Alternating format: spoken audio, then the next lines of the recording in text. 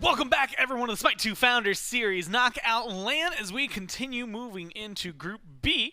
It's Gore and Inbound for right now, and I think a very interesting set on the horizon again, because I didn't expect both of these teams to be 0-1 at this point, and so it is going to be a surprise who's going to be 1-1, who's going to be 0-2, and change up some of those standings. And the good news is that no matter what, whoever's 1-1, you'll be joined, because the next matchup, they're both 1-0.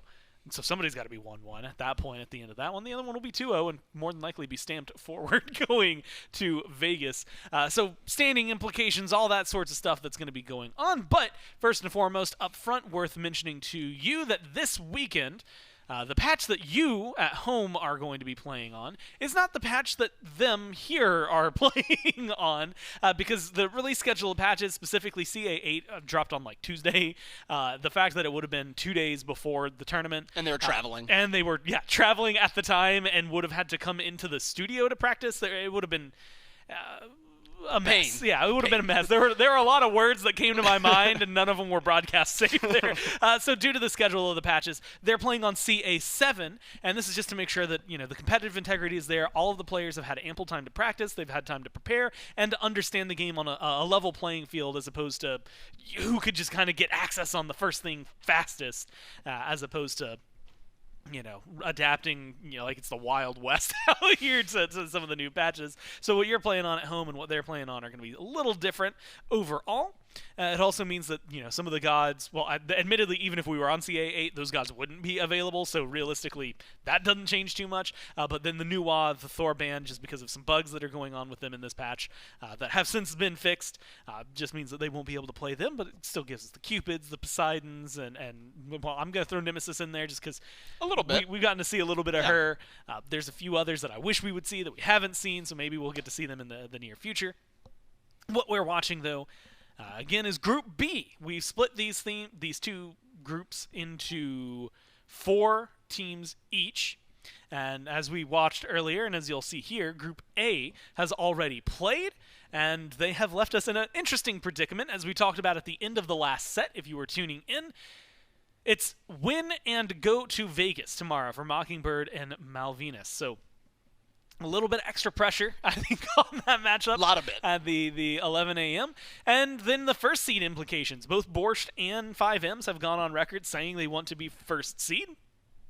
They're both in a good position to do so. And good news, whoever wins tomorrow will, in fact, be the first seed and be able to control that. The top 3 teams go to Vegas. That's why that bottom matchup, I guess technically it's the first matchup, the matchup between 3rd and 4th right now, is the most important for Group A, but that's tomorrow talk, and we'll break into that tomorrow morning when you tune in at 11 a.m. Right now, we've still got 2 sets to go today, and it's Group B that's going on. Again, we have a couple teams at 1-0, a couple teams at 0-1, but it's the matchups that are changing the standings implications for this one, because Team Risk and Los Lille are both 0-1 right now, so whoever wins will have a leg up in the standings. Whoever loses will kind of be in that do-or-die territory. And the reason this is such an interesting set is this is the number 1 team from LATAM, Los Lille, versus the number 1 team from EMEA, who got upset by Smoke Break yesterday. This is two very good teams that, I mean, maybe somebody expected the LATAM team to not win, but we haven't seen anything from them until yesterday, so there was really no things to base it off of. But, I mean, we could talk about that Team Risk set yesterday for hours on end. Yeah. Smoke Break came in, upset them. Purple Orb, specifically, not having a great day. On record, Genetics says he's been benched for Genetics, so Genetics is back for today. Purple Orb hopefully stays in that loss column. What about disc on Smoke Break? Nothing on him yet. I think it's a game time decision about Sept and disc. But for those that hopefully saw the games yesterday, step forward for Team Risk going into today. And I think same thing for Los Lille. I think we saw a little things here and there with Los Lille yesterday. I want to see more, specifically from Joel. I think Joel was the one that got hyped up the most. And yesterday he played fine, but there was specific plays that you would see where it's just kind of why. Like, there was a play I remember specifically yesterday. At level 2, he got gone on, went back in. I just want to see smarter plays from Joel because there's a ton of hype around him. Yeah, a lot of the issues we saw with Los Lille, and this was true a little bit for Malvinas, but mostly I feel like Los Lille because they were keeping up really good in fights. The problem was that while they were fighting, they were also then down 3,000, 5,000 gold. And so, hey, it might be 8-8, but the items are way on the other side. And the team that they're playing here, Team Risk, who we're looking at first, this is a squad that knows how to farm. So if your issues are farm, these are the guys who we've accused of being able to just take it out of nowhere. It just feels like look at Theeks. That guy, he'll walk down mid and magically have 300 extra gold. I don't know where it comes from. Sometimes it's just camps. And the thing is that it kind of permeates everybody. Variety, Lasbra, Genetics, Streak. In fact, for 4 of these guys playing in these booths as well, is commonplace for them. I mean, they did it for months and months and months on end and never had to worry about it. So you don't have to worry about LAN jitters. You don't have to worry about as much over there for as Los Lille maybe has to anticipate because of who they're going up against. But it is going to be really interesting. I also feel like the mentality on Team Risk is something that has a lot of elastic, right? Like they're going to just snap right back into place after a loss no matter what. And you don't even have to take that one from me because you'll see it in just a second as we go to the booth and hear from Lasbra. Thank you, Gore. I'm here with Lasbra from Team Risk, about to take on Los Lille. Hey, Lasbra, how are you guys doing today after yesterday's matches? We're doing great. I mean, taking a loss against a team we haven't lost to the whole season sucks a little bit, but, they came out strong and we weren't really prepared for what they did. So, I mean, it's okay, I guess. I mean, talk to me about that. What do you feel like went wrong yesterday that you guys were like? Did you talk about that last night, or what were you trying to work on coming into today? Yeah, I think we just kind of did what we used to do against that team, and if we don't really change anything up, they're going to be prepared for what we're doing. So we're probably just a bit lazy about it. Latin American teams have struggled a little bit, but Los Lille seem to start figuring some things out. Is there any player in particular that you guys are looking at to make sure you shut down? Not really. I think we're just going to make sure we get a good early game against that team, and I think we should be fine then.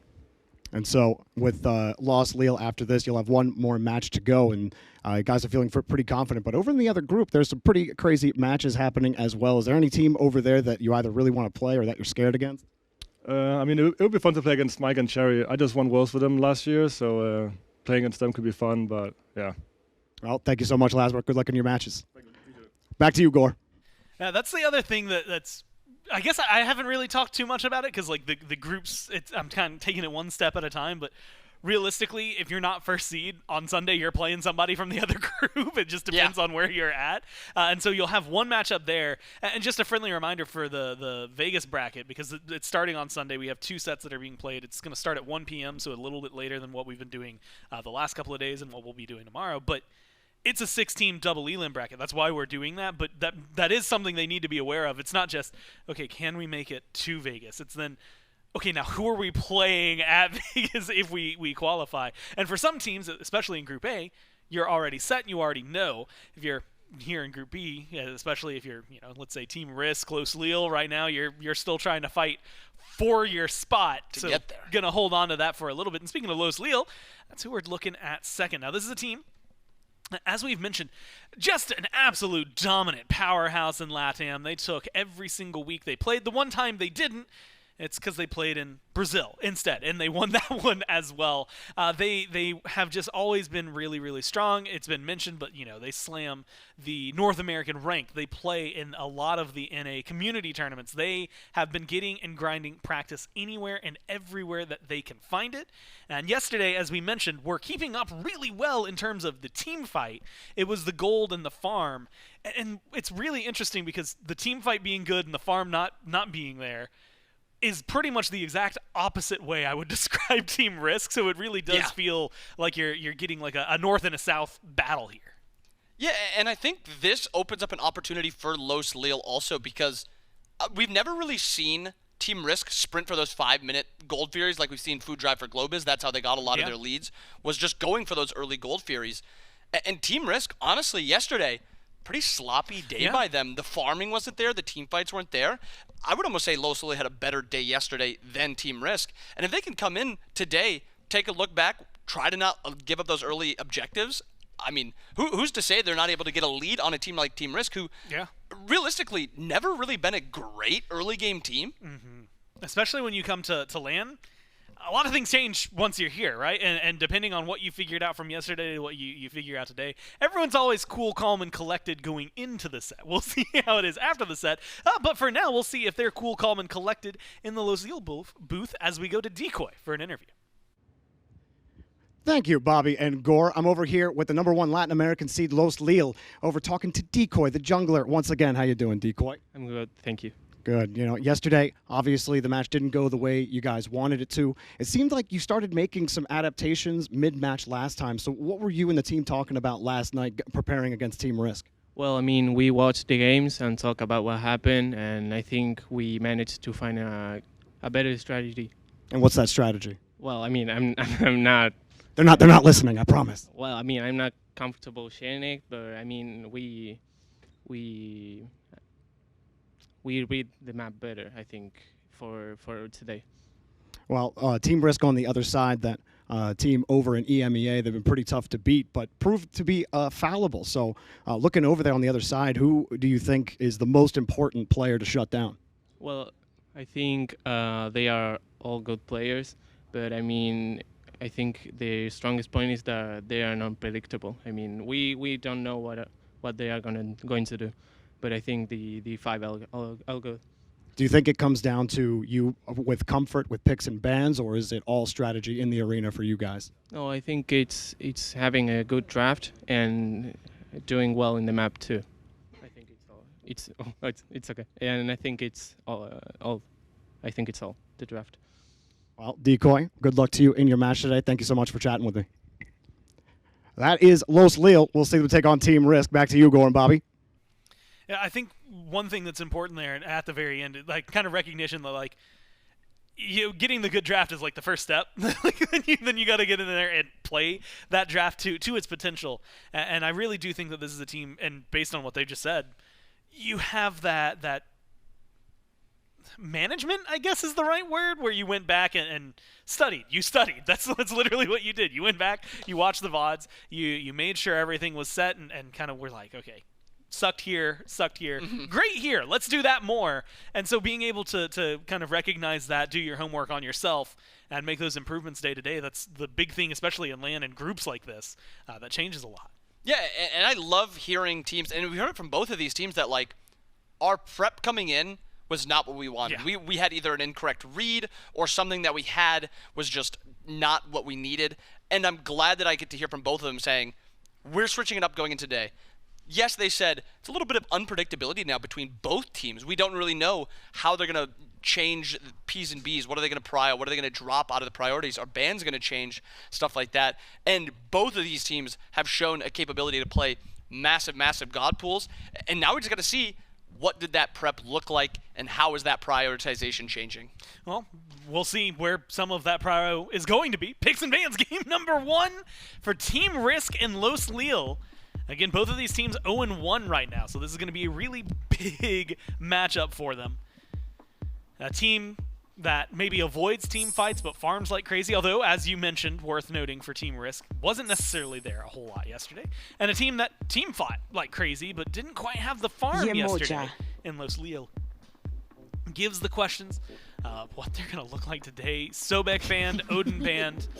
Genetics finally swapping in for Purple Orb, really, really big deal. Genius. And on the Yemoja, that classic combo. The party's this way. And it's always difficult making your P's and B's. Let's give Genetics Yemoja. That is always going to be difficult. But pulling out the Loki, honestly, Loki has been the best jungler at this LAN so far. I don't think it's surprising even hearing me saying that. So I don't mind giving up the Yemoja to lock in that Loki and to get the Baron Zombie. Wow. That is not what I expected to see this entire tournament. If you ask most SPL players, Herc is not on their radar at all. They do not think this god is very good. That is surprising.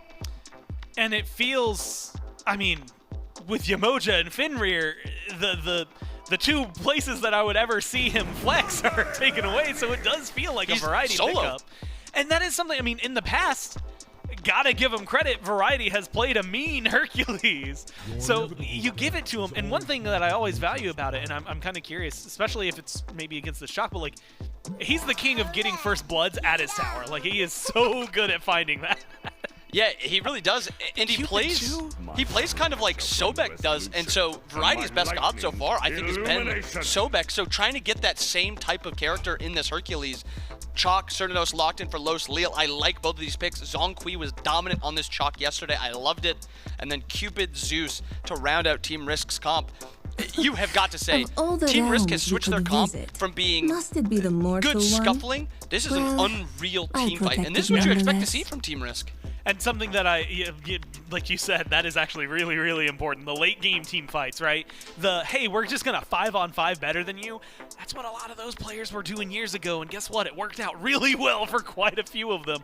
Los Leal, though, when I look at this draft, it really does look like a team that watched every single set and said, okay, these are the best picks that everybody's going for.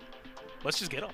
Yeah, and I like, it's not even like we drafted the best gods and we just have like this random comp together. We just have a really good together comp. Huh. It's going to team fight very well. Is this one of the first games that we've not had a Poseidon? Yeah, I double checked the bands to make sure he's just not here. Too. It's going to be a really, really fun matchup, and the only way to see what happens is to go down to our casters for game 1. Thanks, Gore. Thanks, Bobby. Yes, indeed. We've got Team Risk and Los Leal. Los Leal, they've got big aspirations. They want to be the team from LATAM to prove everyone in chat who's been hyping them up correct, but they've got quite the team to go through to do it. And right off the bat, scariest thing I saw was Genetics. First of all, back to Genetics. Second of all, gets the emoji. He's finally back from his paid time off, it seems. But yes, Genetics on Yamoja is quite the iconic pick. And we've been seeing this character quite frequently, even throughout this LAN. This might get a little bit dicey here. Beads forced right away from Joel. Not what you want to see from even before minute 1.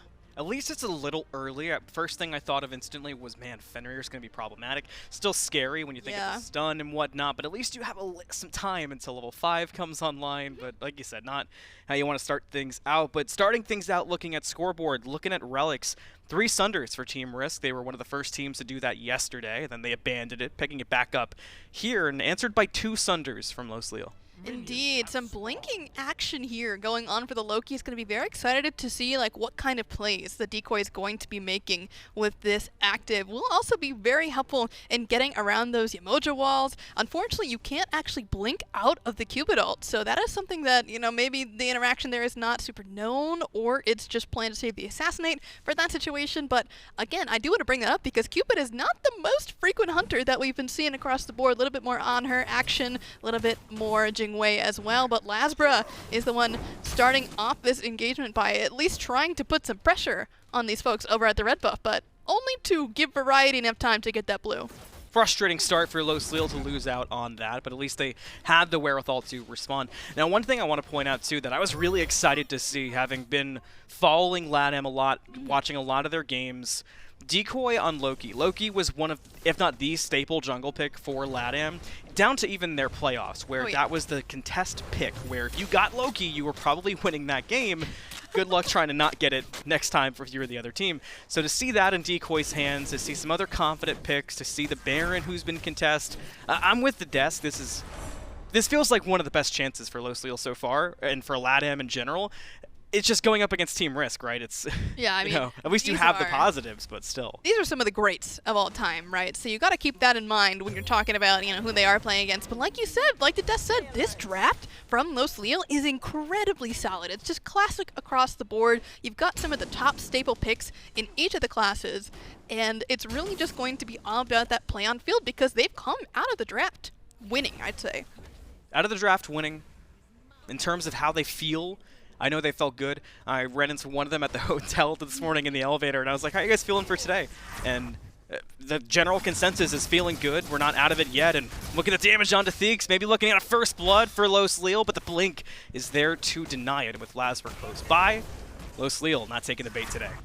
Not today. Actually, quite a lot of damage. I do think that if Feeks hadn't used the blink there, that might have been a dead Zeus for the first blood. And honestly, that would have been a crazy way to start the game off on. But I do really appreciate all of the aggression coming out from Decoy thus far. And a little bit surprised to see Lasbra playing so patient this early. It's kind of a style that Lasbra likes to maintain, at least for, you know, a couple of these first few minutes going in. But against a team, you know, you've seen their performance yesterday. They're not super on top of their farm, which is their clear weakness, right? So as a jungler, you can kind of take advantage of that, put the pressure on them, make them nervous, right? I think that's a thing that these are, the team of Risk is really these guys that have the tenure. They are not going to get nervous in a lane game like this. You can kind of take advantage of that little mental aptitude that you got over the other team and just kind of scare them into submission. That's always the key, right? Play to your strengths. Don't try to force your weaknesses out. And I think Losleel can definitely do that. And as you pointed out, macro, the farm game, that's been the weakness. But these early game moments, team fighting in particular, Losleel's look strong. Might need it here. Theeks with the ult gets the stun, beads out after the fact. And for now, Joel's safe and gets away. Loki's close by, but Lasbra still lurking.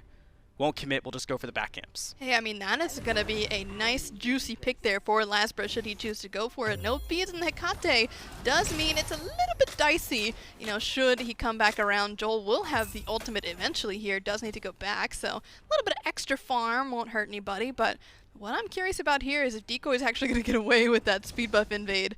Does seem to be successful. Nobody's hot on the tail there, but instead, top right buffs going the way of Team Risk here as the invade continues to be successful. Yeah, blue and red gone. Losleel will need to respond on the left-hand side. And I'd like to see them get aggressive somewhere too. I feel like while you're even with your Losleel, you need to make the games feel even, you know?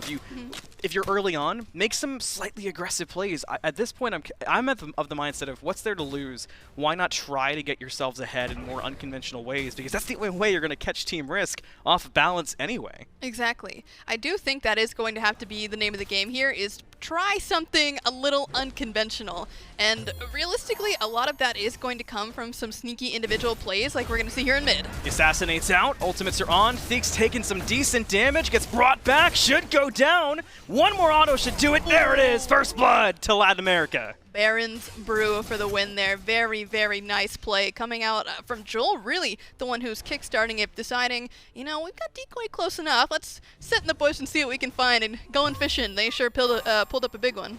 I love that it goes to Decoy and Joel as well, because you made a good point. Des talked about it. Loki, so strong right now in this LAN.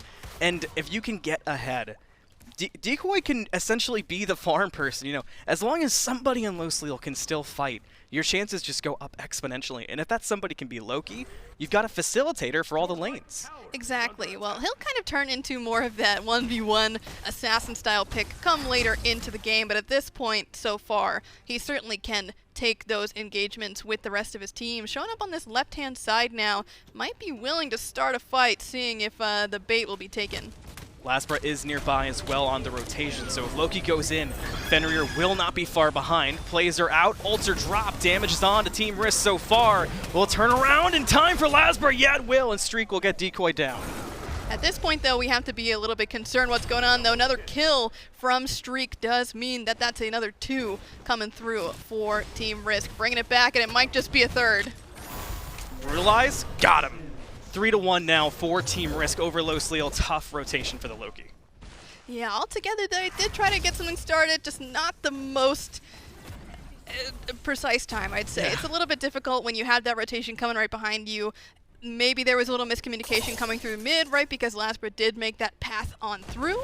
At the same time, though, you just have to take the L's. Sometimes you get that unlucky rotation, and you're going to have to pull through, get that farm up. Make sure, honestly, at this point, they've got to be protecting those right-hand side buffs, because I'm really concerned that if they're not on these timers, Lasbra will be. I'm with you, indeed. And kind of going forward, it's got to be a matter of who's going to keep making those plays across, and realistically, who's going to be in trouble? Variety in trouble now. The 2-on-1 gets the damage across. Will he stand up tall for long? No, Decoy brings him down and gets the kill. Lasbra still in danger. We'll take some poke, but able to get away. At this point, though, will Lasper continue to go forward here? It's going to be dicey unless we see Theeks make the rotation, but it looks like it's just going to be pressure as the name of the game. Joel is also hovering nearby if they want to take the 3v2, but Theeks is intending to actually put the pressure on here, going for the blue. Should get it. So once again, Team Risk hold control of the right side of the jungle. We've seen that since quite literally minute 0 of this game, and it's continuing to be a theme. I now start to wonder, where do you cut it off if you're Los Lille? We saw the attempt at aggression, the attempt at playmaking in the dual lane. It didn't blow up in their face, but it did not go clean. So where do you look to go from here, especially getting closer to Gold Fury time? You might just look for a pick onto the current, and you will get it. Dory down to the Heart Bomb. Very, very well estimated there with the damage coming on out. Honestly, very impressive considering just how new Cupid is, right? I think the 3-0-1 slash line for Streak at this point, it's just impressive. Coming out at what is this, 8 minutes, and we have this much of a lead and do already? That's getting real scary. It really is. Now, coming up on 8 minutes, that gold 3K. We got to keep our eyes on it, right? Because it can really get out of control, especially for the Latin American teams. That's been their problem. If you can keep it, for me, maybe this sounds weird, as long as you can keep within 5K, it's at least an improvement and something you can kind of play around. But if it starts getting closer to that 10K mark at 15 minutes like we've seen, even 20K closer to 20, that's where I'm full on hitting panic button. Yeah. Interesting aggression here on the right-hand side. Variety doesn't seem to know. Well, now he does. Nice immunity there. Is going to be able to at least juke out for a little bit longer, but too much damage coming out of this Loki. Seems to be the shining light here for this Latin American team. It's got to be somebody. Somebody has to step up in these moments. And I was talking with Jorby about this earlier on kind of who's going to be that person to step up. And I've been looking at Decoy. It was the person I talked to first from Latin America doing interviews for Smite Too Long Didn't Watch. Decoy talked about how the goal of making it to America to play games on LAN for Los Lille and for Malvinas Gaming, that was the goal. They were all excited for the same thing. They helped each other in their scrims to get to this point. And it sounds, it sounds grandiose, it sounds romanticized, but that does mean something on these LAN scenarios. Yeah, certainly. Ultimate going fishing there for Hecate. Does try to get something done, but sitting in the jaws of the Fenrir means that that's not too likely to turn into much, especially when you're taking a couple shots in the Lightning Storm. Able to grab that red buff on that right-hand side of the mid lane is Team Risk, and nice little advantage continues to spiral forth for this Order team. I like Streak Up and Genex dual lane. I've liked that since the beginning of Founder Series. But what I like about it in particular so far in LAN is even when Team Risk were looking a bit rough yesterday, you could still look at Streak and see the potential. There was still that hyper carry viability there. And we haven't seen a lot of that on Cupid. So I'm kind of excited to see what Cupid can bring in those scenarios, getting to see him more as the LAN's going on. I think this guy's pretty good. Maybe I'm a little biased here. Maybe just a little bit biased. But honestly, Cupid's got a lot of changes from Smite 1 to make him a little bit more flexible, either in a damage way or even a little bit of that supportive style where he's got a buff on his 2, he's got some extra damage there as well. His 3 now provides movement speed and attack speed to his allies, and his ult's got a heal on it. I mean, there's a lot of these new features that do make him just so much better in so many small different ways, right? None of these are completely game-changing on their own, but when you add them together, especially in a team that's picking up your hearts, I mean, I don't know that I've been sitting in my lane and nobody's picking up my hearts, man. What's with that? I know. I'm really big on the aggro hearts. That's how I was actually playing it yesterday, doing that same thing, and it was one of my first times where I was like, wow, this is really fun to just kind of go out there and nuke people with little like love candies, It's kind of fun. But in terms of actually late game too, I'm looking at the the classic Smite thing, right? Big circles do big things. Circle. Like you've got Cupid, you've got Zeus, you throw those out, and with how Los Lille fights in particular, I've been thinking about how they clump up around these objectives. We're 11 minutes in now. We haven't seen big objectives pulled. Those ultimates mean that much more because Los Lille, they need to have those clean fights, and starting off a bit rough. Boxed in, life of the party's their response. I don't think it's going to help too much, and Streak will get the credit, and Baron will go down. 4 and 5 now if you want to pull the gold. Solo laner still over there. Yeah, it looks like this may just be a freebie here for Team Risk. We do see Decoy putting up the decoy, trying to get something done here. We'll get a little bit of tick damage on it, but so clean there from Team Risk. Lasbra getting a little bit active, but realistically it's just to scare him away. Honestly, Theeks is getting kind of close to catching up here, but, you know, considering that finish is a little bit longer there than the 2 from the Zeus, going to be able to get away. Stealth, I'm sure, will also help. But Yeah, look at true. where Variety is right now. Reminiscent of, you know, him sitting in between the left and right Phoenixes and just, you know, going crazy on King Arthur way back when. Same guy, different god, different game, but you already know he's playing that same style. I'm looking at levels now, and that's one thing that's been scary, because we can talk about gold a lot. That's getting to the scary point that we were both mentioning earlier on, but experience as well. Looking at the ADC role, kind of the one that jumps out. I mean, look, 6K for both, but levels, they're so meaningful in Smite 2, and for Especially. Streak to be so ahead of Dory on the Kern, you're so far behind with that. The Chalk, a big area where Desk was saying the Chalk solo can be so good, but you've got to be able to play with it. The further you fall behind, the harder that gets. Yeah, absolutely. But the one that I'm really looking at right now is the comparison here in the mid lane between Theeks and Joel. Theeks just, he gets the farm out of nowhere, man. I don't know where he's getting it. They've got to have cameras on this guy at all times because he has been a thief when it comes to all the things that he's been stealing around here when it comes to that XP. Highest on the map thus far. And that's exactly where you want your Zeus to be. Just put it all into that Zeus so that you can get that extra damage coming out, especially considering we don't really have any crazy secure going on. The best thing that you can get from your mid laner at that point is just a nice big zoning ult or some extra DPS into a nice chunky detonate coming into the late game. Los Leal pulling Queen Naga on the right-hand side. Gold Fury's not up, so when this goes down, it's not going to be an instant pull from Team Risk. So if they get it, they do get it. It's a nice call, but now can you deal with Variety? Damage good so far. Storm Call to do some more, and Variety will be dead. The Zhonghui looking pretty good for Los Leal. Their first time really showing up to do anything on the right-hand side, and they get a pick alongside the Queen Naga. Yeah, I do want to say that was a good pick. I do think, you know, it was a little bit in from Variety, let's be honest with ourselves here. And it did take 3 people to take him down. Incredible ult there from Joel. Unfortunately does get immuned out by Theeks. Ultimate coming through from Genetics as well. Does trap Joel in. You need some backup from it. You need some more help to make the pick worth it. You had the great setup. Now the Ragnarok will come through. Still grabs Joel. Should bring him down. Where's the damage follow-up? Still standing tall. Fields of Love should do it. Finally, Joel goes down. But that could have happened at least 10 seconds earlier had he been caught when he was in that River's Rebuke. Yeah, I mean, it was crazy how long he lived, right? Just so unfortunate that Boxy was barely out of range there with the Talisman. Would have honestly been that much closer to saving the life of Joel, but I do think, you know, the Field of Love really was the kiss of death there when it comes down to it. Not getting away from the 4th ultimate, will ya, bud? All right, so Lermy, this has been the problem so far for Los Leal and Malvinas Gaming.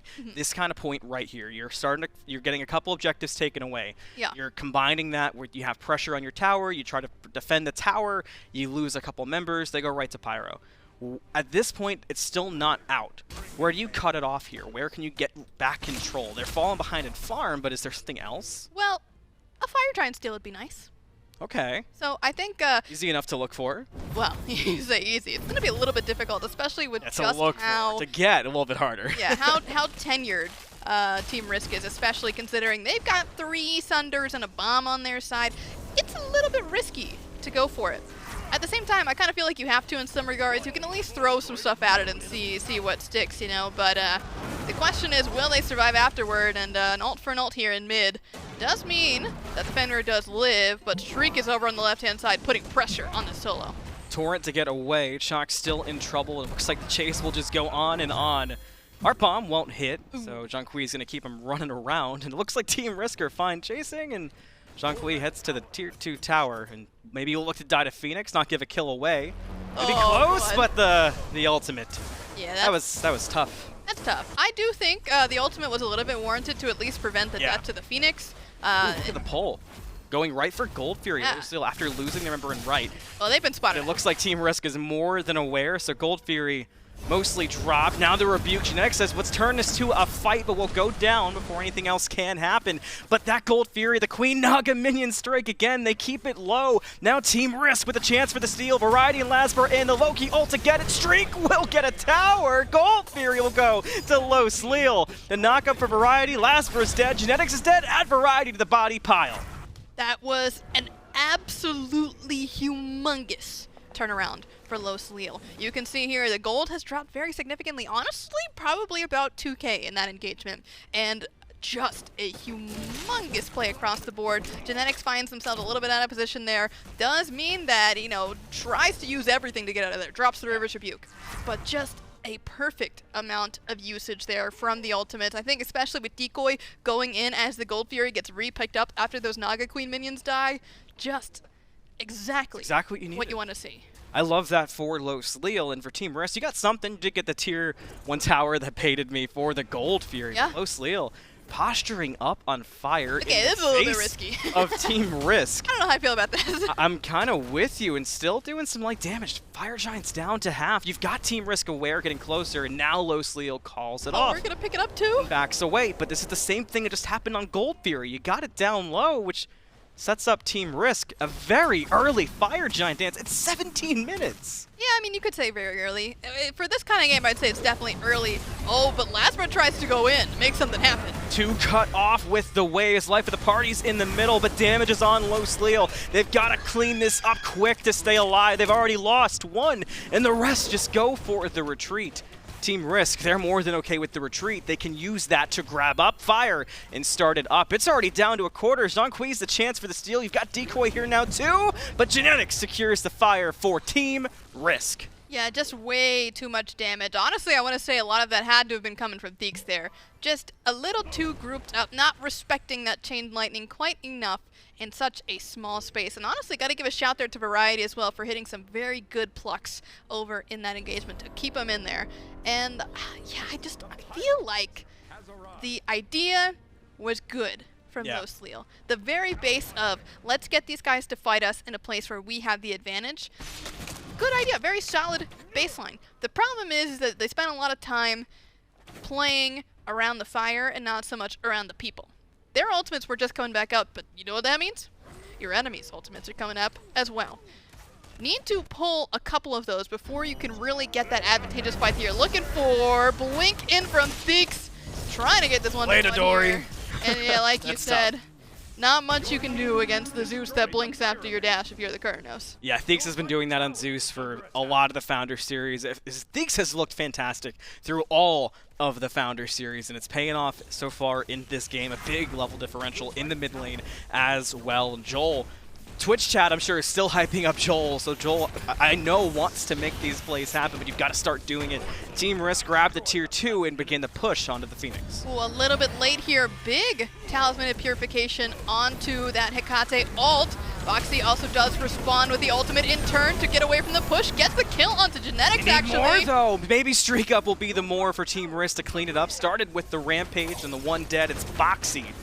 Los Lille, at least they got Genetics, so far support for support. They can still blow up at the Phoenix line. Lot on, and Los Lille, they've taken some wounds, and they've got to start backing up. The sustain from that Cupid pulling through for Team Risk at the Phoenix line. The duo Phoenix will go down, and Team Risk leaves still 4 strong. Yeah, can I just say the healing there on Streak was very good, turns out. Pretty good, when you can get those 3 hearts all at the same time, especially when you've got that little bit of in-scaling coming from the Sunbeam, coming from the other bow as well. I mean, it's all together just making use of that hybrid scaling that he's got. It's just so good. I mean, it's 115 for 1. For 3? That's a lot. That's a lot of healing. Gold Fury started up by Team Risk. No answer from Los Lille, so the second Gold Fury for Team Risk. That's the 3rd one of the game, meaning the next Gold Fury to spawn will be Ancient Fury. We've seen how much that's mattered. The priority teams have put on it. 20 minutes, 11-8, and, you know, 11,000 gold. Terrifying most games, but under the circumstances, honestly speaking, Los Lille's had a fair bit of good this game. They've got to get levels under control sooner rather than later still, but they've looked like they've been in worse spots, and there's been some aspects I've been genuinely impressed by this game. Yeah, if they can maintain at this spot, it's not a big deal. They're getting really close to the point where people are going to peter out. The problem is the position they're in currently is really tough. Really tough. You've got a left-hand Phoenix down, which is obviously the hardest to defend. A little bit easier now that Teleporter is just so readily available on that left-hand side, and honestly, I'm really happy to see that Dory is over there, farming up as much as humanly possible. Just gotta find some way to catch up to the 5-0-3 Cupid at this point, and find some level of efficacy going into the later stages of the game. Just a whole item behind at this point. And yeah, seeing Streak go into defense when you're this far ahead, come on, man. Yeah. Come on, man. I'm looking at Los Leal's levels still. I've been following that. Zunqui has caught up to Variety, actually doing fairly well in terms of stat line. The Hecate is getting closer to 20. It's just got to be that current. Dory's got to get online, but the siege is beginning, Lermy. They're at the Phoenix in solo. Is it too little too late? It might be. The lane is pushed up really high on this left-hand side. Fire Fire's minions off. will continue to run it down there, and like you said, Fire is done for the time being, but about to come back up just in the next couple of minutes here. So in general, it's going to be an all or nothing around this Fire, and that's the scary part, right? We've seen Los Leal take a couple of good picks, but the problem is they've been getting picks. And then with all of the resources that they've dumped into the 1 or 2 members of Team Risk that they get, they're just kind of out of the ultimate economy, out of relic economy, out of active items. And it's been turned on them quite a few times. Need to see some very, very good picks here to make something happen. I think if they can find one of Team Risk getting a little bit sloppy, maybe back in a place that they shouldn't be. Honestly, we do this kind of things in playtests all the time where they just don't expect you to be sitting somewhere completely random, catch them totally off guard, and get them, right? I do think that that's a possibility. At the same time, though, it is so risky to do something like that. It's risky, and you require somebody in Team Risk to make enough of a mistake to be in that spot, right? Because when you say pick and kind of create the space to do a big objective, I look at Theeks, who's just been doing so much work this game, and you've got to get him off the map, right? But how are you going to get decoy to Theeks right now without Theeks blowing up your Loki? Genetics has been Johnny on the spot this whole game. It's going to be a difficult task. Tough fight for Los Leal. Tough spot forward too. Ultimate's drop from Team Risk, and it starts real great. Theeks already finds Story. The CC on the Boxy should mean another death. The second pick of the fight. Los Leal separate. Zunqui kind of stuck by Phoenix. The other members are backing in solo, and Team Risk is onto the Phoenix. Yeah, that is a dead Phoenix if I ever have seen one before. Not enough damage coming out to really stop these tanky guys from taking it down, especially when they've got a Cupid and a Zeus slinging those basics from the back line. Just a little bit out of position in a very pivotal time, right? You're trying to grab any instance of farm, trying to claw your way back into a more even fight. I just don't know if they're going to get the fight that they want at this point. They might just have to take what they can get. Kate's in mid, Zunqui the closest by to try to contest that fire, but Theeks has spotted it out, gets the CC on, almost was able to kill him, which should open up Fire to be clean and free. Duo Phoenix is back up for Los Leal, but with Fire Giant on 5 members of Team Risk, who are all in great spots. They're walking right to Ancient Fury, might even run into some of Los Leal. It's gone from possible to significantly grim. Yeah, certainly. I mean, they're also getting spotted out on this left-hand side because they've appeared on the waves. They might get the back off, but it's going to be really risky here. Yeah, that is That's a dead Jaws and Carnos. done, yep.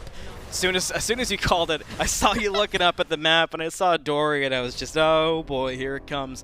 It's been a tough game for Dory on this CERN, who really needed to be a shining spot for Los Leal. It's not done, but with Phoenix getting pushed, Lermy, it's starting to look even worse somehow. Yeah, this is a weakened Phoenix too, so Genetics is just so tanky, and Lasbreth's also gone into this more facilitator-style build with the Berserkers, with the Pharaoh's Curse, with the Pridwin as well. All of these things just adding up for this guy to be kind of a menace, a little ult bot, you might even say. And honestly, it's exactly what they need. I mean, Theeks is doing a perfect job at carrying at this point. I mean, just take a look at that lower left-hand corner for me. Just, A little bit. yeah, note that real quick. It's a little bit damage. A little bit. It's a little bit. Yeah, Zeus. Yeah, they were talking to the desk. They're like, oh, we haven't seen Poseidon in this game. It's been the first time in a while. Yeah, apparently Theeks is unbothered. Giving to Zeus every time, and it's going to look good. Cupid having a strong showing, as we talked about the disparity between ADC. I'm joking. That means I have to nerf him. I'm kidding. Of course, we look at more things than that. Well, joke's on you. That already made it to Twitter, so it's too late. Oh, no. Guys, you wouldn't do that to me, would you? They might. So now coming up on 26.5 minutes, it's 14-8. Team Risk is in as good of a spot as you'd ever want to be to take game number 1. Los Leal, early game still looked pretty good. Their mid game, I will say, has looked better comparatively speaking, but late game still is having a really tough time getting comfortable in those fights and getting their carries to late game. Team Risk now grouped up in mid and ready to run it in. Yep. This will kind of be the pivotal moment here. You might have to see some mistakes come out from Team Risk because they are in place to win it all. Huge ultimate gets cleansed out by the Talisman. No Fenrir bite found either. Might just slow things down a little bit, but with the healing between the Yamoja and the Cupid, I don't think it really matters all too much how much poke they took there. Not at all. So Team Risk just continuing to buy time. You've got 90 seconds still with Fire. No need to rush, but where's that go button? Genex came in hot before. Los Leal sending Zhonghui forward. Boxy almost caught. Life of the party will come out. Lasper gets away. This improv session's not looking great for Los Leal. Team Risk drop the damage back around. Dory, Boxy, both fall. Zhonghui to follow. Decoy's got to run, and Team Risk will have a free mid Phoenix and are looking to end game number 1. You'll have 2 left for defense, but it's not looking great. Titan, Siege begins. Decoy spread around. Joel can't get out of the fountain. Game number 1 will go to Los Leal, go to Team Risk, and Los Leal still have some room to grow. Just an insanely perfect end of game there for Team Risk. Perfect siege. You couldn't have asked for a better siege than that. I think especially in the backline there, you know, with all of the distraction and particles going up through the sky, you just have Lasbra latching onto the Kurnos, who's trying desperately to dash away, but that is going to take the Kurnos out, which does mean you're losing a lot of DPS for that fight, and just the fact that they were so ahead at that point in the game just makes it that much easier for everything to get swept up, including that Titan. There's still a lot of games left, right? That was just game number 1, and every time we're seeing Los Leal, every time we're seeing Malvinas Gaming, there's something that's improving, right? Yeah, we noted the sure. improvements in the mid game. Early game still looks fairly good, aside from your normal Smite stuff. You know, if you go down a couple thousand gold, that's not the end of the world just because you're getting through that motion. Draft, it looked fantastic. Oh my gosh, Obviously, yeah. It was just the execution that needed to be worked on. You're not out if you're Los Leal. You've got the positives. I feel like there's still some room to grow. What's the biggest thing that you think they take away from game 1? It's really got to be keeping a track on Theeks. I swear. I think in that game, you know, you really just have to make sure you're shutting somebody down. The goal here should be you've gotten through picks and bans exactly where you want to be. You've got to now take that to being the one that's the aggressor. You're going to be the one that's starting these fights and picking on somebody, right? Just pick somebody and camp them at this point, because if you're not going to do that, you're going to get spread out way too far. Just make a game plan and stick to it. Well, a lot of Smite 2 left to go, and Los Leal certainly down, but not out. Game number 2 when we come back from the short break. Don't go anywhere.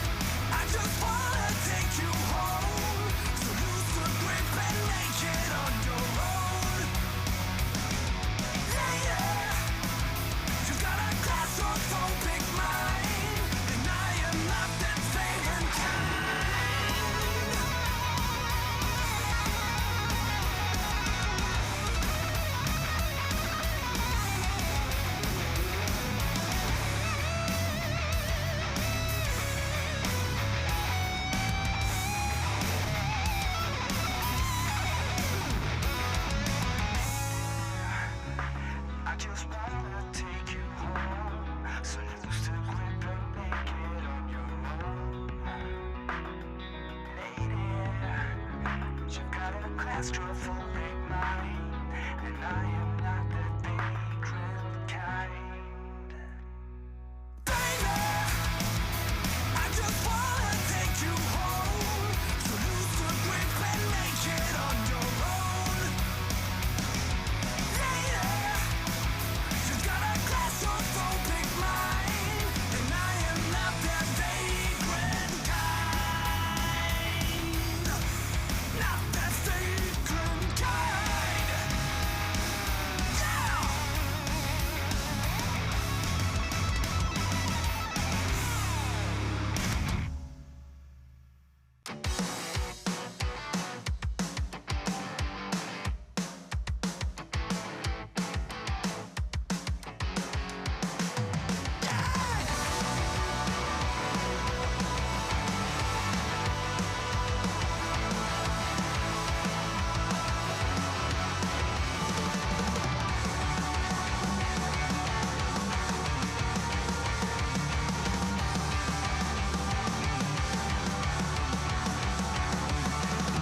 So what? Salvation from this frustration. A1 sedation, mislead, misinformation. Allies, make a way for my friend. Surrender, surrender.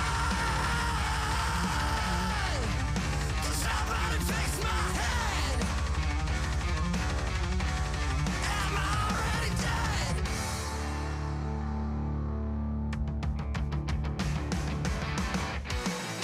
Taking one step at a time, we're headed for nothing. There's no more reason to hide.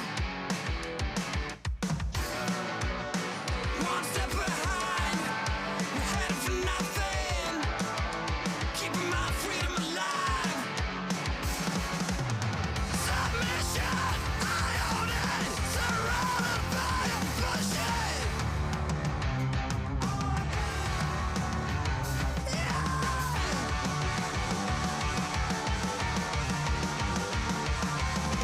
I'm strange, I'm broken, got nothing left, I'm joking. Just the revelations of humankind. Allies, on the way to nothing. Surrender, prophecies fulfill. Can somebody fix my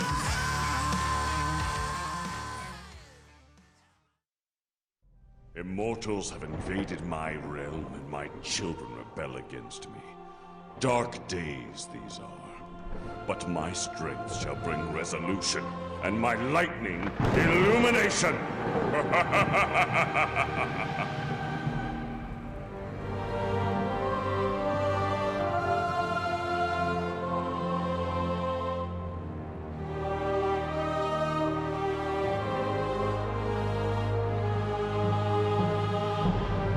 Zeus! Bologna. Anubis! Sarah. Kukulkan. Sept.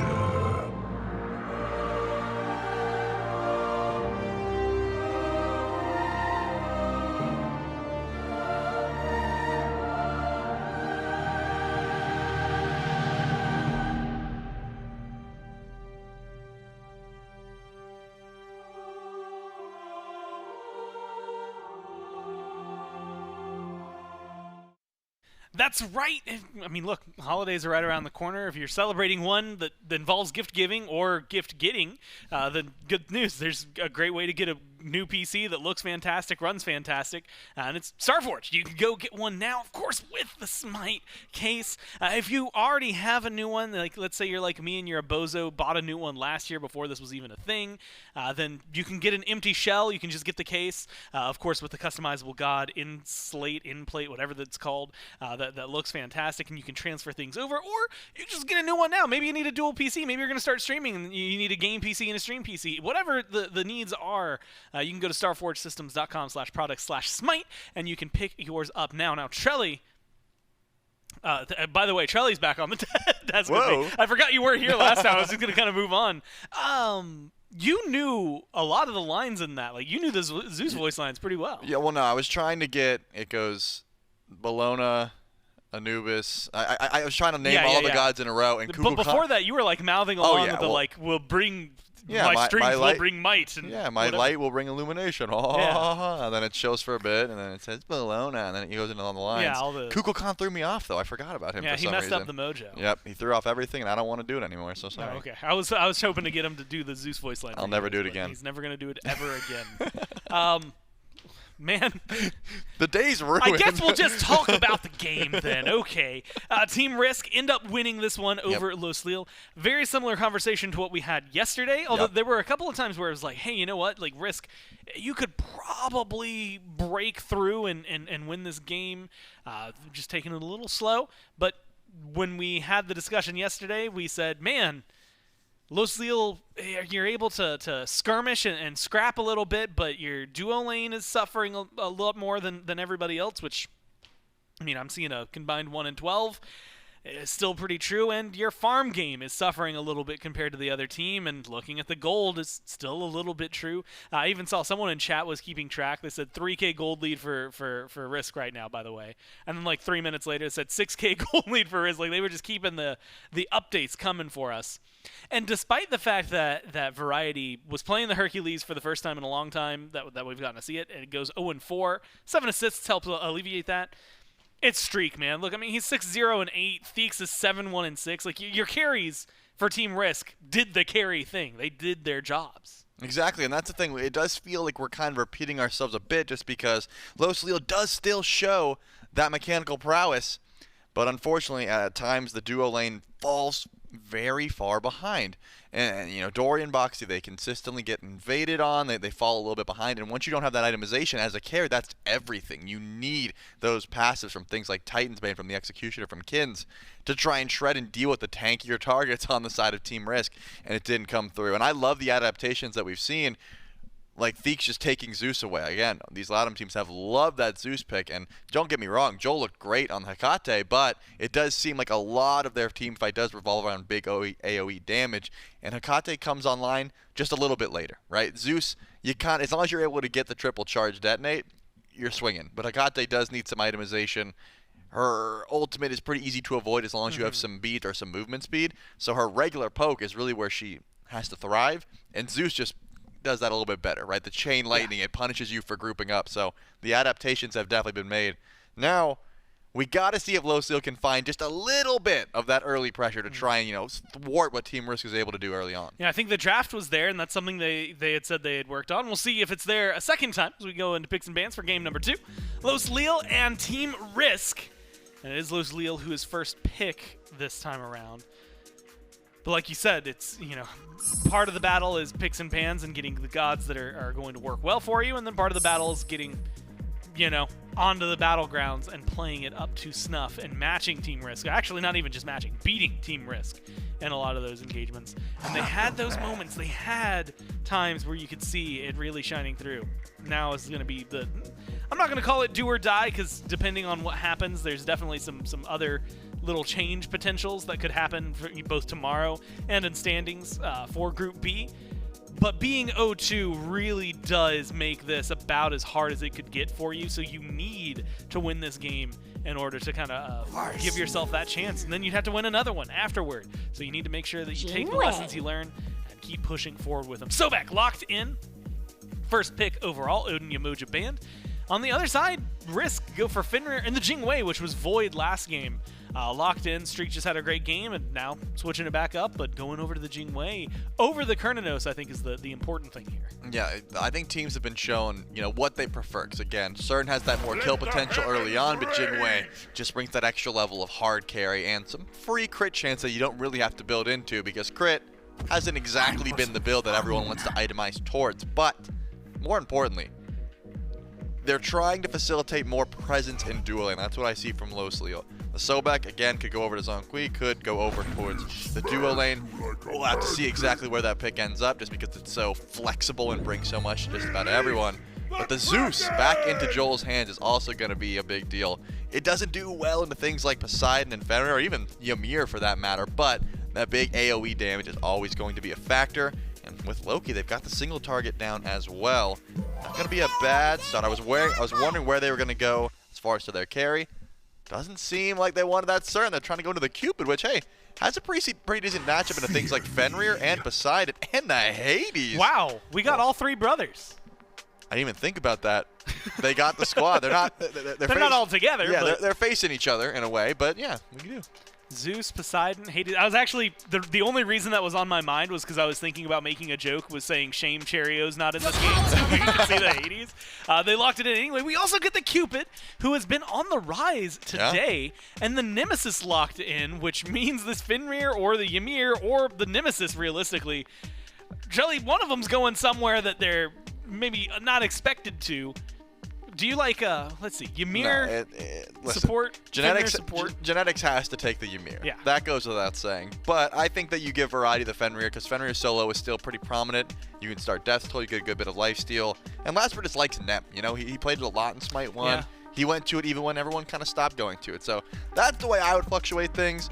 They also have a lot of single target damage. You shred someone with Nem ult, and then you drop the Kraken, they're going to die even if they've got tank stats built. Well, you got to win this one if you're Los Lille, if you're trying to keep Dreams as alive as possible. Again, an 0-2 start in the group does not feel great. You have to hope other teams lose. So what the question is, do they have it? The only answer is in-game with our casters. Thanks, Gore and Trelly. Do they have it? That's the question we're going to ask a million times, right?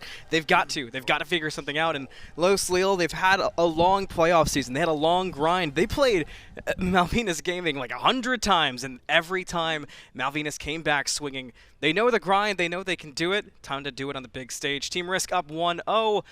And I like the picks change up. Another good draft from Los Lille in my brain. I love seeing a little Hades here. It's definitely a little spicy. Got banned away yesterday as well, I will mention. So I do think that it's going to be very interesting to see what they can do over in solo with this pick and with the blink as well. I think it's important to note here. No Sunder. Might see a little bit of invading from Variety if those wards are any indication. My god, there's so many on the map already. It makes sense. I keep going back to how Team Risk has been playing. And also Los Lille.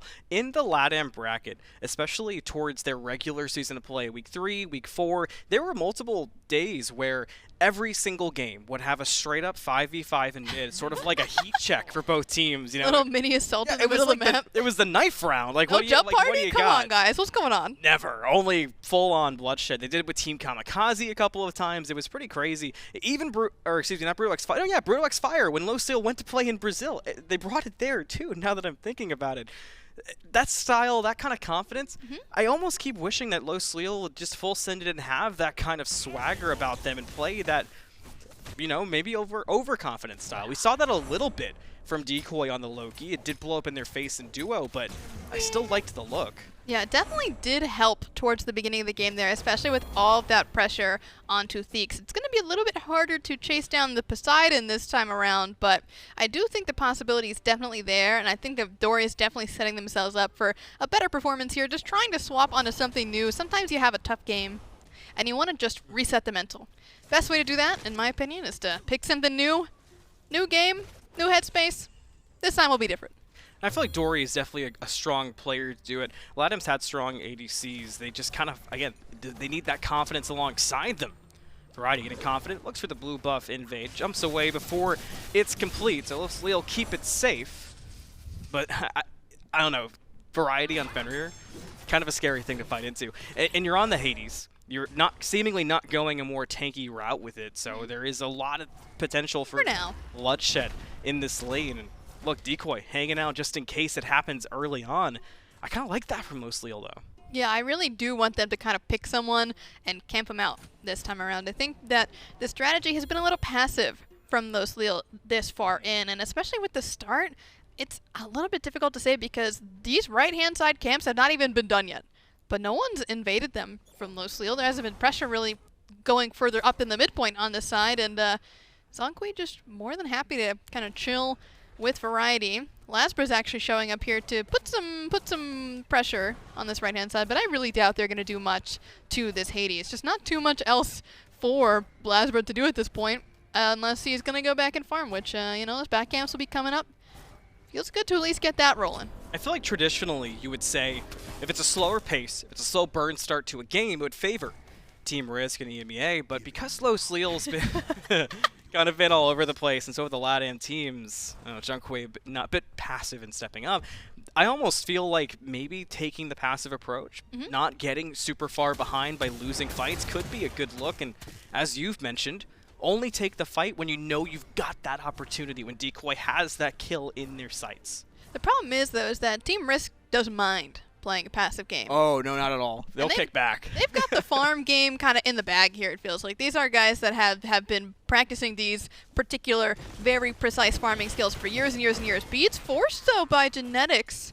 Good look, especially considering that Lasbro's lurking around here. Buffs are coming back up, so this is a great place to be, but Decoy is also just hanging in the wings, just in case anything spicy starts to happen here.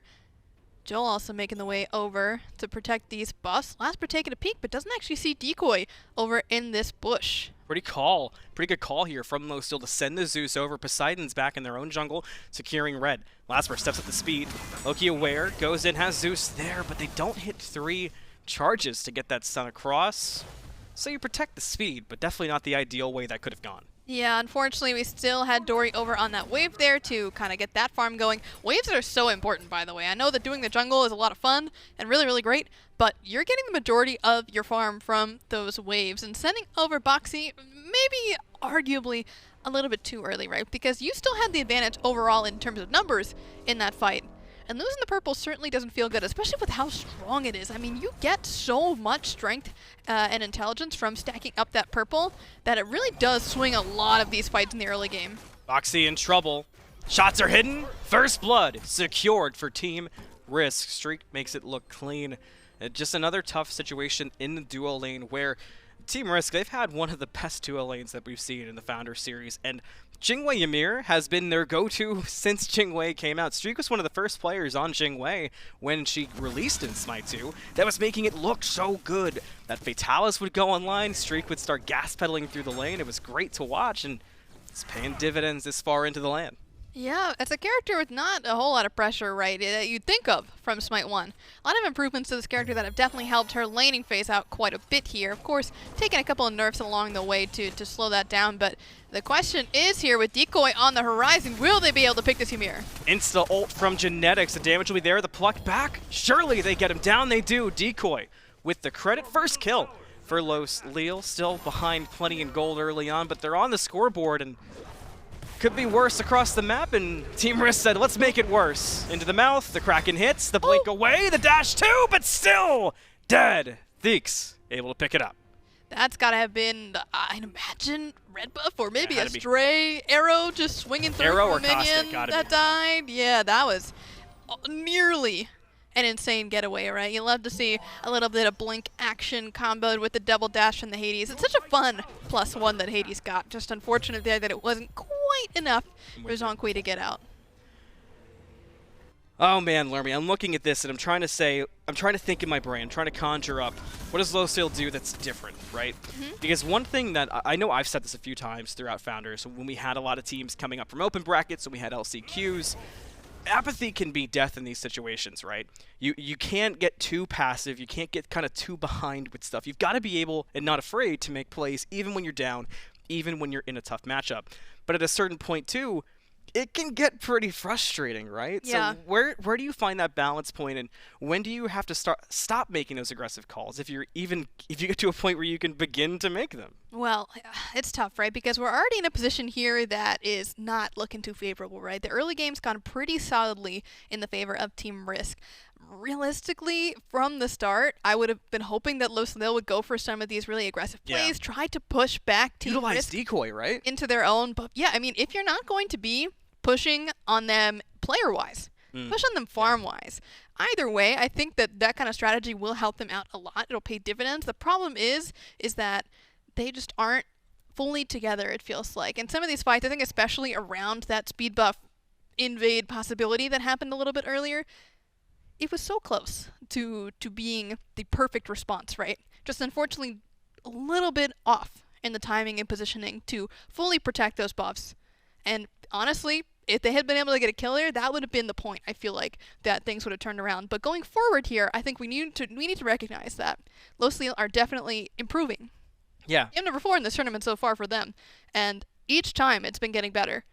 And as Gore said, too, I mean, if you go down 0-2, it's a dangerous spot to be in, but it's not the end of the world. There is still a lot left to go through this knockout land. You just got to get it cleaned up from there.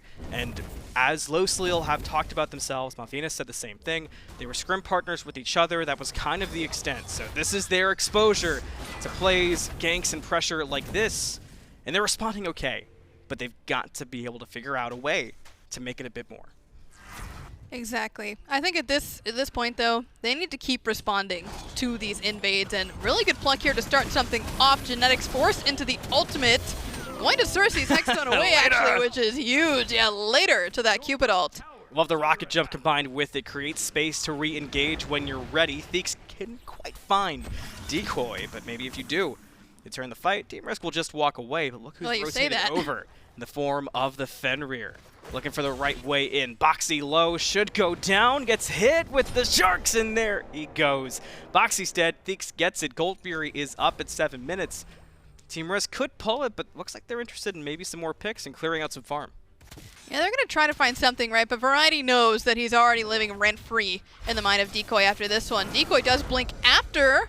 He's a little ambitious, gets pulled back by the Ragnarok, damage on. I mean, still scary 1v1 for both sides. Don't want to push it too far, especially with lurking in the jungle from both teams. Joel caught.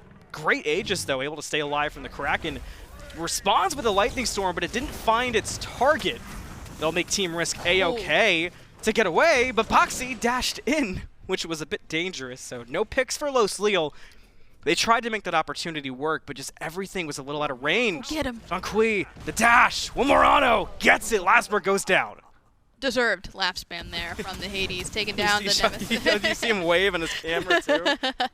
Gotta find some positivity here in a game 2 situation where you're down 1, second set of the tournament.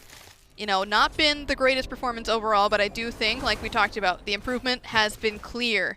It's all about cleaning it up, though, as we continue to go forward. Cersei's Hexstone actually immunes the pluck there. Beats forced out by Dory as well. And is going to be safe, but a lot of resources used to get this Cupid out. I love Cersei's Hexstone. It's so fun, man. The interactions with that item can be so cool. Cersei's Hexstone, and my favorite's probably Stasis, Scepter of Dominion. Don't get to see that as much. Do get to see a 2v1 that's not going too great for Losleel. Decoy gonna go down. Variety ready to fight some more. Jumps into the Pillar of Agony, but is still standing okay. Not enough health, though. Vanqui able to pick up at least the one. Left side, Gold Fury fight blowing up for Losleel. Streak's already got one. Eyes on to Boxy, and Dory only level 7. Theeks is level 11. Comparatively, the Kraken out doesn't fully hit Boxy, but doesn't matter. Killing spree for the Poseidon.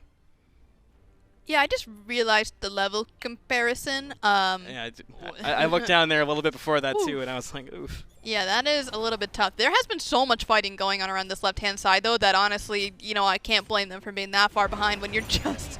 People are at your speed bump, they're at your back camps. Variety's coming on over. It's interesting. We talked about, you know, taking the road of apathy is dangerous, right? Mm-hmm. Trying to play the Team Risk game of, all right, let's just be patient. We'll bleed you out. Team Risk said, all right, well, then we'll start making some plays. Let's bring the fight to you, see what you've got. Yep. And they had gotten ahead enough in gold where they had the leg up. This is tough. 5K at not even 10 minutes on the scoreboard here is not a good sight going forward if you're fans of Losleel. Not out yet, though. Still lots of game left to be played here for number 2. And I think across the board, we've been seeing some very solid picks when it comes to especially what happened over in solo lane thus far. Big pluck, though. Pluck, but only level 5, so Boxy just does not have the stats to stand in front of Streak and face tank autos like that. Now Dory gets dove, dashes away, but Wall's there. Dory back against the wall, and he gets splattered against the wall. Double kill for Streak. Yeah, just so much pressure, so much base stat differential between these two duo lanes, especially with Genetics 4 levels ahead. Same thing here for Streak. Blinking mid, also ultimate's popped, but it looks like Joel will be going down real shortly to join his duo lane. Yep, good stun, but just too much. The Whirlpool cuts him off, and he goes down. Decoy will turn around, not get close. Variety low. Zhang feeling aggressive, blinks forward, gets the solo kill, and waves right after. If nothing else, Low can say Zhang having a game. Yeah, absolutely. A level up. Again, the one person that you need to be focusing around here, and unfortunately for Boxy, just taken another spill here. 0-5 at 11 minutes. Nice wall to block off the Cupid. Tries desperately to get away, but Genetics swings in for the double kill. That's 2 more for the support. Ymir's pretty cool. Look at the left-hand side. Like literally, or like? Oh, good, you got me. On like that one. figuratively, like yeah. I'm gonna. Cool. Let's move on. Cool as it sounds. Yeah, it's pretty cool. No, it's just Genetics on Ymir. It's so clinical. That wall was so good to catch the dash, and it's I feel like with players like Genetics, we can look past little things like that because it becomes kind of expected. But it doesn't make it any less impressive when you actually see it put into play. His mechanics are just great, and definitely building better than yesterday. If you were to ask me, of course, I'm no expert, but yeah, there was a Glad Shield last game too, so keeping consistent. Listen, Glad Shield I think is better than Berserker Shield first item. But we're gonna forget about what happened yesterday, or not talk about it. Listen, Denex is allowed to cook a little bit. I think he's earned it. And the Hexstone has been great the entirety it's been awesome. of this land. Active items have really taken a step up, and the more unique ones in particular are really starting to show their place. Zhang remember when you waved? Team Risk seems to remember. Ragnarok, the grab, the damage.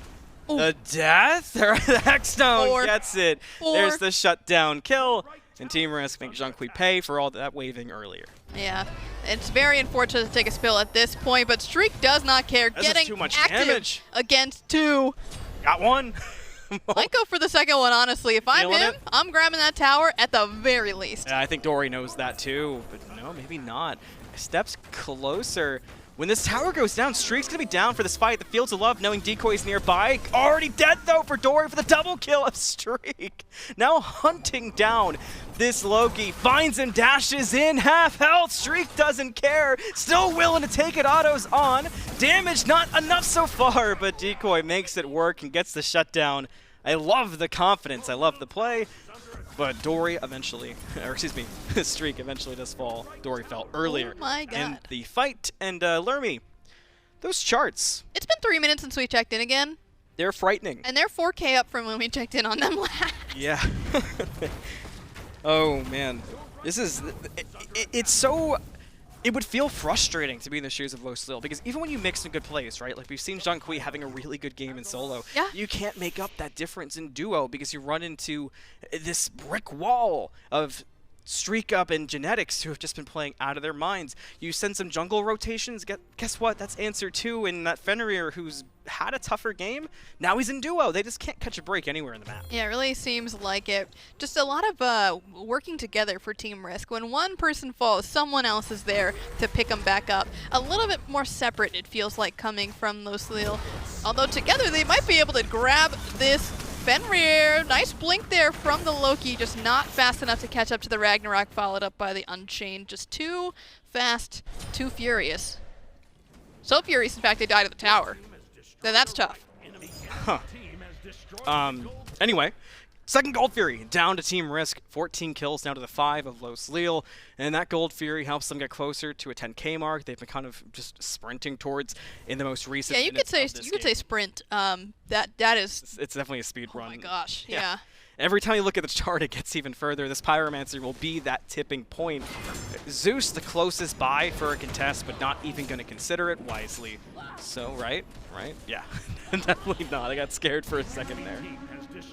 One bomb in the inventories here for Genetics. Gonna feel real nice considering he doesn't have Sunder this game, but the Blink honestly has been doing mad work. That plus the Boar gets a Ymir who... the ground you can cover is insane. Yeah, previously no mobility in that character. Now in Smite 2 has the ability to turn into a Boar and also launch himself like a rocket launch, off of his wall. It's super cool, very fun. You guys should try it at home if you haven't yet already. Regardless of that fact, though, Genetics has been playing lights out. Absolute jump scare for Zhang. I can feel it, and I don't know if he can get away. He does have the dash, so all right. This is getting tough, and with this fire, I mean, it's 15 minutes. But with Streak being level 16, with the damage you can put on, maybe there's potential to force fights here. Just utilize Streak, who's, I mean, items online, ready to fight. There it is. And that's going to be a dead Boxy already. So hey, why not? Pull Fire, 16 minutes, 15 kills, and Team Risk say it's go time for Fire Giant. And Los Leal, they're going to take this opportunity to grab farm, and they'll take that at least. Yeah, Bomb was expended there. Kind of surprised considering just how far ahead Team Risk is, but turns out they don't want to risk it, actually, around that Fire Giant. I don't think it would actually have been too bad, you know, in the like 1 in a million chance where Team Risk doesn't get that fire, but I respect the usage there. Can't be throwing those away, especially if you're doing them this early into the game. This lead is starting to feel very territory. Insurmountable. But territory is another good way to describe it. Said that a few times in Founders. One of the first that I've seen truly so far this LAN where it's not just the lead, right? Yeah. There's kind of the vibe and the flow of a game, and for this one, it's not defeated, but it just feels like Los Leal is also kind of like, all right, like where can we make this next fight work? They tried to do it against Streak, who was unafraid to take the 1v3 and fight the Loki standing there. And it it's turns just, out, where do you get ahead? Level 17 now for Streak, now that we check back in on him. Actually building crit, which is the first time I feel like we've seen that built in a long time. So ahead, why not, right? Yeah, at this point, big number better, right? Big number better. That is facts. That's Bobby math. I think I'm going to use that one. You're welcome. Next time Bobby comes in and says something about balance, nah, that's some Bobby math. 2 falls in mid. Duo right after. Los Leal back to Phoenix defense here at 17.5 minutes. Levels are a huge problem on top of the itemization right now. And Team Risk still playing wise, still playing smart. Yeah. Definitely not playing with food, just waiting to make sure they take those clean opportunities. No reason to give a free way back into the game to Los Leal at this point. Yeah, they're just playing patient like they always do. Realistically here, I think the next big step is to run it down that right-hand side. We already see Variety taking a good step in clearing out those waves. We've got Streak making the rotation over, alongside Genetics taking that teleporter to just grab these towers. I mean, there's really no contest that it seems like Los Leal can have here that they're going to have the advantage over. They might be looking to get a little crazy here, get a little spicy on this left-hand side. I was just going to ask you that. Do you just throw caution to the wind at this point and try to take maybe a bad fight? Because at this point, you're at your Phoenix for defense anyway. You kind of have to make Hail Mary calls to even find farm. If they had been able to find Lasbra in the jungle there, I think it would have made sense. But now they're late back to this Phoenix, which is definitely not a position you want to be in. I mean, that Phoenix may be as good as dead. It's going down kind of slow, though. Down to 1,000 now, but Team Risk not facing too much opposition at the Phoenix, and it will eventually go down. Lasbra not even here for it. Wasn't needed. Still 75 seconds on that Fire Giant buff. But they'll only take solo, and they'll back up and reset for more. Pyro's up, so you'll have a bomb for it as well, which maybe that's what they're playing on. You can actually step in with the bomb, with the fire, kind of just do what you want to do. You know, make it a clean end. We mentioned not wanting to take any risk. That's the cleanest way, potentially, to do it. Los Leal is stepped out again on the left-hand side of the map. And if that gets caught, that could be interesting. Yeah. The only one that really makes sense for them to catch here is Streak. Problem is, though, he's Jingwei. Even if Jingwei is forced back, maybe they use the airstrike. If you're really lucky, you get the Aegis. And if you had Deathbringer, I'd just say walk away. It gets a little crazy, right? Because at this point, honestly, I mean, Boxy is starting to get some tankiness online. But early in the game, when the level difference was a little bit further away, it was really, really iffy there. They are going for something a little bit tricky here, sitting in this push, just hoping Gotta make it work to find some kind of pick. The problem is that there's 4 people within range. Oh, they're ready. They knew! They're knowers! 5-man freeze and Team Risk. They see your trap card and they rip that card to pieces, bringing them down one by one. Jean-Qui the first, Dory the second to fall. Oh, Joel. Joel added to the pile, gets the stun, but that's all he could get. Team Risk, they were knowers. That's crazy. Genetics, he knows, I suppose. That was a sixth sense. could have heard them, I guess. Other than that, you know, I'm not really sure how you would know I mean, that. hey, we asked for that kind of play, right? Yeah, you had to do that's something. on us, I guess. Dory on the flank, finds Streak. The Whirlpool will slow him down. That's all you really need flank this away and disengage. The duo Phoenix will fall regardless. You've got the Sobek, you've got the Loki, but the Loki now not able to safely back and caught. Looks for Genetics, who takes the fight. Can't stand it, so a shutdown for Decoy. Gains a whole level off of it as well. Problem is, you've got Variety chasing now. There's the Brutalize, so Decoy will just be run around in circles for quite a while. Yeah, with Theeks on the other side there, it might be a little bit tricky. Kind of depends how he kites it here. But Theeks has seen him. Up. A little overkill with the Kraken, but it's the expression from last but there was so funny. Plus 30 gold, though. Yeah, a little bit extra gold. Might as well, might as well. 21 minutes now, and it's 6-19. Team Risk need one more siege effectively. Oh, did we have to bring up the charts? Get those away, please. Team Risk need one more good siege to clear this game out. Low will not be out, but they will be in a dangerous spot down 0-2.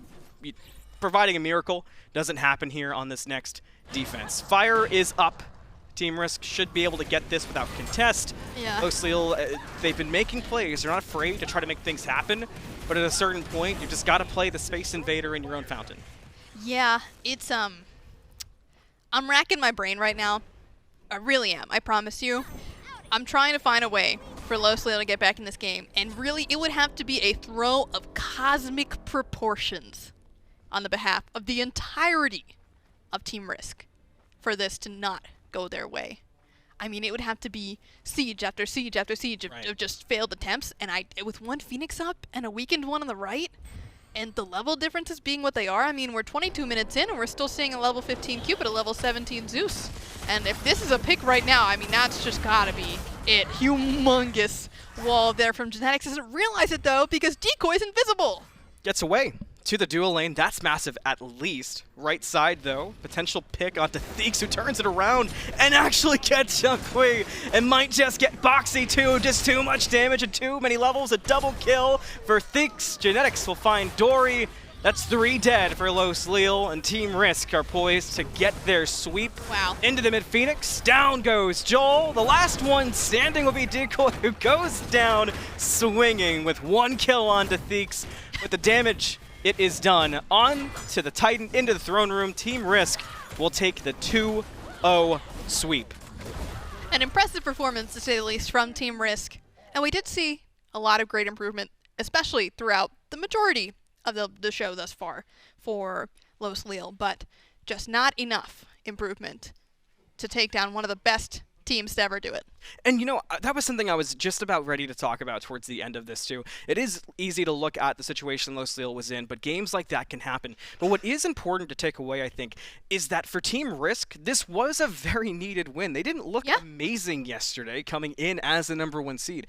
Regardless of circumstances of Los Lille and their scrim situation, you're still able to get a strong win, have some good feeling moments, and that's very much required in a long LAN like this to kind of get some momentum back under your sails moving into tomorrow, where, again, it's a long LAN with the double round robin for it. You've got to make that kind of stuff happen. Yeah, it's a tough situation to be in, right? To be down 0-2.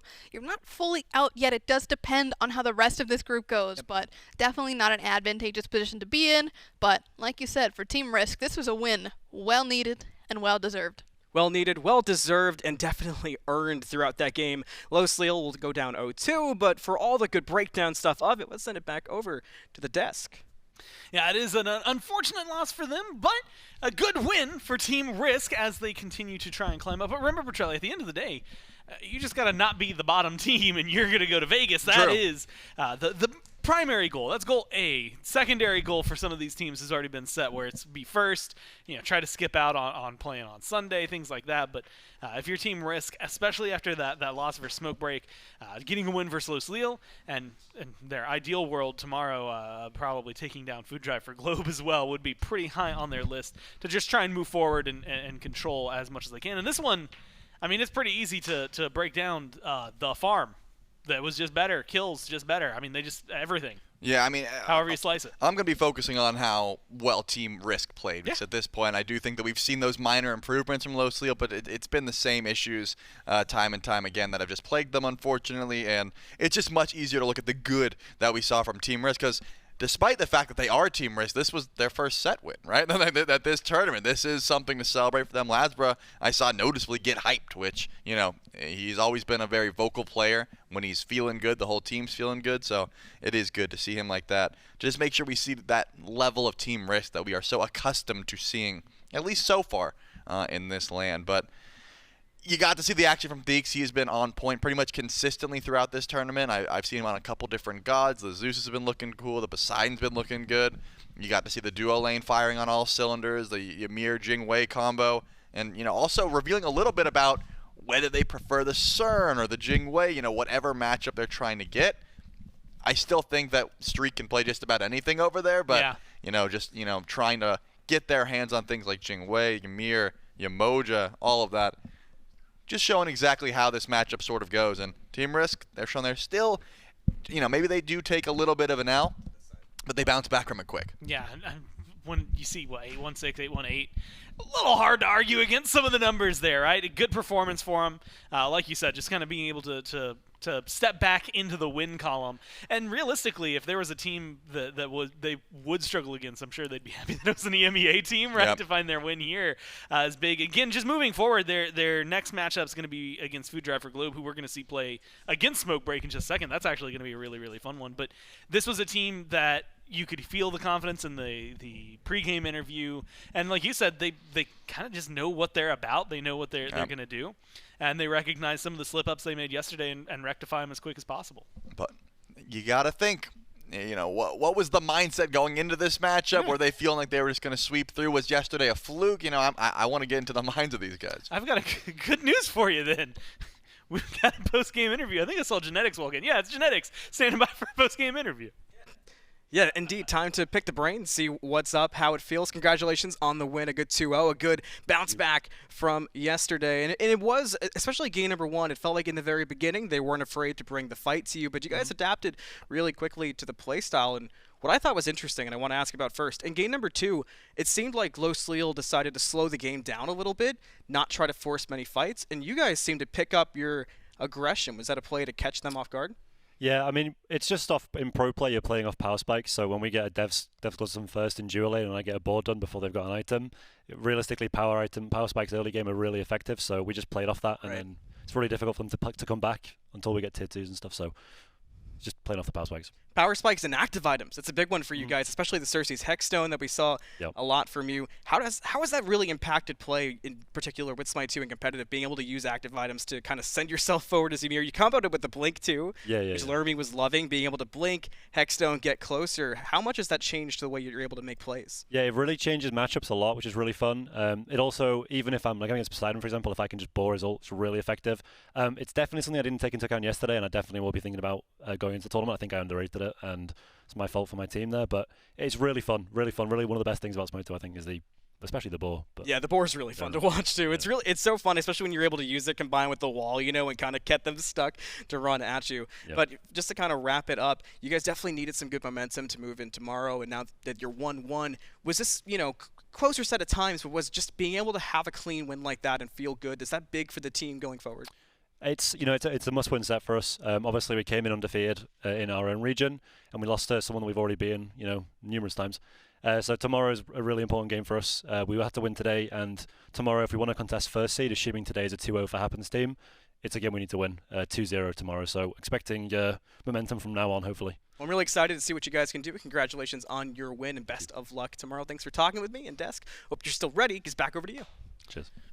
We are, in fact, still ready. And as it turns out, ready to talk about a whole lot more, because that's only the third match of today. We've got 4 lined up for you. Yeah, that's right. There's still one more to be had. Of course, we talked a little bit about it, and I'm sure we'll break this down a little bit later. But with the way things were going in Group A and the way the matches have fallen out, you got two teams at 2-0, 2 teams at 0-2. It's going to be a little different over here in Group B just because of the way things have worked out. We had 2 0-1 teams playing against each other, which means with that win, Team Risk is 1-1, Los Leal is 0-2, and now they are crossing their fingers not only for a win tomorrow, but they're going to need a couple of losses here, right? You have to assume they would want, a 1-2 For Team Risk, they would need to win against Smoke Break. Then you would either ideally want Smoke Break or Food Drive for Globe, somebody else to be 1 and 2, right? To make sure that the head-to-heads, as well as plus minuses, anything that you can do to get the tiebreakers to get you back into this. That's going to be your big deal. And of course, on top of that, you still need to get a win. Going 0-3 is just not something you can accept. So tomorrow, they're going to have a little bit of pressure on them against Smoke Break, who we are about to see take on Food Drive for Globe. One of these two teams is going to go 2-0. And Trelly, my math is wrong, that should just get them to Vegas. Right, but what I found interesting was that Genetics said, assuming that Food Drive 2-0 Smoke Break to contest first seed, we have to get 2-0, blah, blah, blah. I don't know if he's saying that he assumes Food Drive is the stronger team between Smoke Break, or maybe that was just, we're just playing the game of, maybe this side, maybe that side, exactly. But I do find it interesting because Smoke Break was the team that was able to defeat them, and he may be weighing Food Drive a little bit heavier, or I'm just putting words in his mouth, which I don't want to ever do. It's just a fun theory to think about because this is the matchup we've been waiting for tonight, right? And it is tonight. It is, 5 o'clock. It's about tonight. Yeah, that's it's probably dark outside, so tonight. I judge night based on where the sun is, not the time. And so this is a good. Realistically, I feel like Group B just is chock full of fantastic matches. Both tonight, the one that we're about to watch, in just a few minutes, and then as well the one that ends tomorrow, Team Risk versus Food Drive for Globe. Especially because the implications in the standings, depending on how this next one goes, that could genuinely change so much for Sunday, but that's going to be, I think, a conversation we can only have when this next set finishes. So for now, I'd recommend get some snacks, maybe popcorn, a drink. It's 5 o'clock here if you're on the East Coast, or I guess there's like a sliver of Canada that has like an hour, maybe some Maine, I can't remember, ahead of us. Dinner time potentially up there on the horizon. Go ahead and grab some of that. And when we get back, Food Drive for Globe will take on Smoke Break.